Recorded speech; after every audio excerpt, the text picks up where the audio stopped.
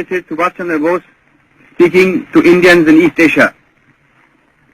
My countrymen in East Asia, while I am in Tokyo, I desire to address a few words to you, and I have no doubt that you will give them due consideration.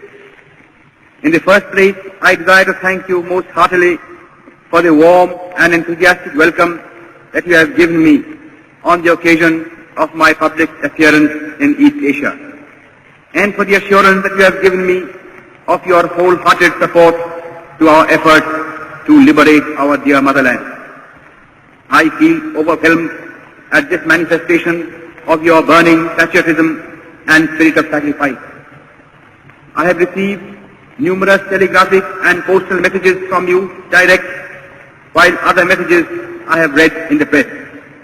And all these messages have given me great joy and satisfaction. You know that I am always an optimist. Nevertheless, I must say that the response that I have received has exceeded my fondest expectations. I can only say in reply that I feel proud of you. Since the outbreak of the war in Europe and in East Asia, I have been saying repeatedly that we, the Indian people, could not have wished or even dreamt of a better combination of circumstances for helping us to achieve our liberty. When the world forces are helping us in this way, our task has automatically become very much easier than what it would have been otherwise. This fact should further strengthen our self-confidence and optimism and hearten us considerably in the fight that lies ahead of us.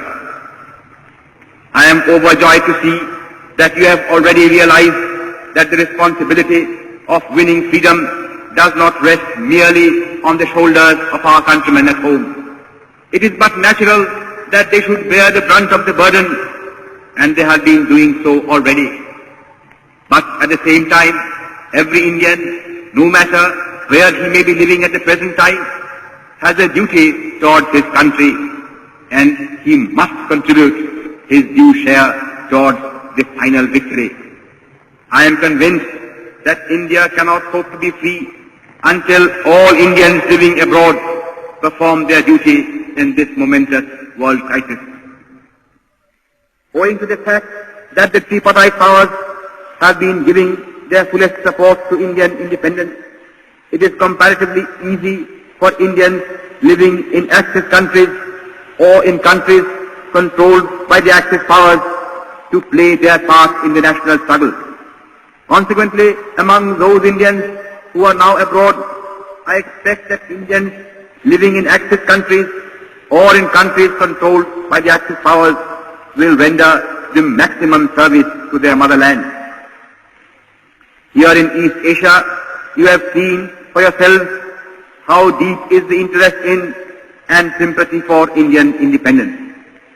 The readiness of the Imperial Japanese government and nation to render us any assistance in our national struggle that we may need has naturally lightened our task to a considerable degree. Consequently, there can be no possible excuse why any Indian in East Asia should not pull his whole weight in the present struggle. But though the Axis powers and Japan in particular are prepared to help us at any time and have been actually doing so already, the task of liberating India is ours and ours alone. That responsibility we shall not cast on anybody else, because that would be against our national honor. Moreover, we have no right to ask for or expect help from any quarter until we ourselves have first of all done our very utmost. Our countrymen and our sisters and brothers at home have been doing their best in the circumstances in which they are placed. But the enemy is ruthless and desperate, and he is armed to the teeth. Against such a brutal foe, no amount of civil disobedience or of sabotage or of revolutionary terrorism can be of any avail. If therefore we want to expel British power from